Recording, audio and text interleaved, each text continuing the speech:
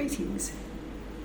My name is Christine Burke, and I'm part of the Australian and Southeast Asian province of the IBVM. And currently I have the privilege of being also part of the Winifred Wigmore Ambassadors Group, hoping to find ways of linking the many women who are in the Asian region from the CJ and the IBVM communities. And one of the things that I think is really important is that each of us shares, when we can, our story of how we have journeyed in this way, this union that we're part of. So, as I was thinking about my experience, it came to me that really, I think, as an Australian, our starting point has been very different. We were founded as a province back in 1875. And the leader of the original group of 7 who came was Mother Gonzaga, a great leader and open to many new ideas. But one thing in the 1880s and the 90s, Gonzaga read Mary Elizabeth Chambers' book on Mary Ward. And she became fascinated by Mary Ward and passionate about union.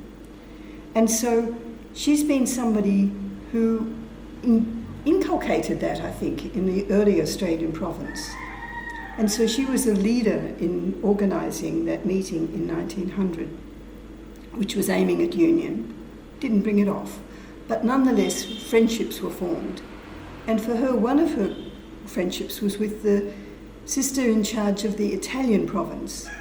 And this sister had painted for her a picture of the Institute tree, and you might remember it's got branches of this and that group and all the different areas. And so this is 1908, 1909, and she got the sister who'd done it, she asked her to make a duplicate and send it to Mother Gonzaga. So Australians grew up with this painting in the cloister in our mother house in Ballarat. And for the early sisters, we always knew we were part of something bigger. We were just a branch on a big tree of Mary Ward. And for those of my age group, the novitiate was no longer in Ballarat, but we had a very strong sense of that, of writing to other novitiates when we were there in the 60s. So in the 70s and 80s, when Australians went overseas for study or for conferences, because we knew nobody was going to be coming to Australia much, we thought if we're part of this big tree, we'd better meet some of the other people, some of our relatives. So we had a bit of a habit of ringing up or writing to some superior in Mainz or in goodness knows where, Vienna, Hungary, Munich, and saying, "Excuse me, but we're Australians and we're going to be in your part of the world soon, and we were wondering, could we come and visit you?"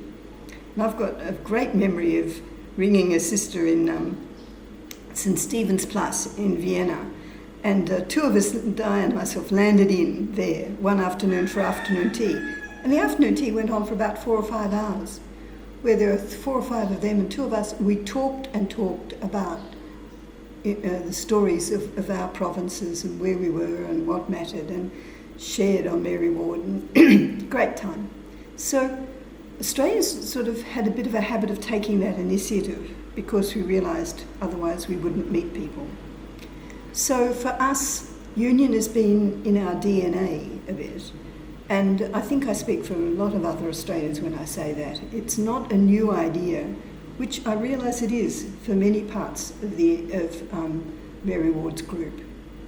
So for my own personal experience, when I was sent overseas to study in the 70s, I was sent to Chicago and I stayed with the Double T Lorettos there, and I just was sent as part of one of their communities. And so I had a really good sense of how close we were to them.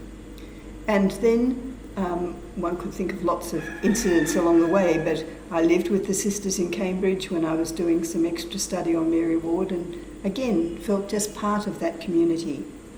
So in two things that stood out for me in 2009 were we had that big celebration of Mary Ward in Rome, and I was privileged enough to be there. And the 2 things I wonder was meeting Judith, who was the provincial of Hungary, and she and I were sitting together at one big event, and we got talking quite a lot. And then in 2011, when I'd finished in Australia, she invited me to Hungary. And I lived there for 3 months. And I'll tell you why that mattered to me very strongly, was because at the end of that Mary Ward week, the second thing in Rome was the Mary Ward week, we had a big party in the back of Via Nomentana, and 2 sisters came up to me at that event, and we'd had masses, we'd had pilgrimages, we'd had lectures, we'd all sorts of concerts, we'd been together a lot. And these 2 sisters from Slovakia came to me and they said, "Excuse me, sister, but could you please tell us what's the spirituality behind your order?" I got such a surprise.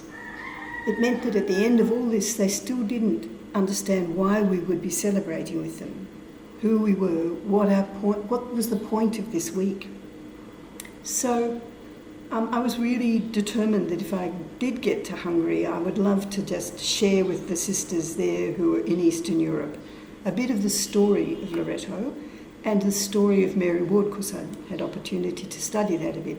So the 3 months I was there late in early 2012 really, I went into Slovakia twice and into Romania once, and I lived in Hungary. So it was a wonderful opportunity for me to hear the stories of sisters who'd suffered a lot behind the Iron Curtain, the stories of provinces where life had been so different than it had been for us in Australia or in many other provinces.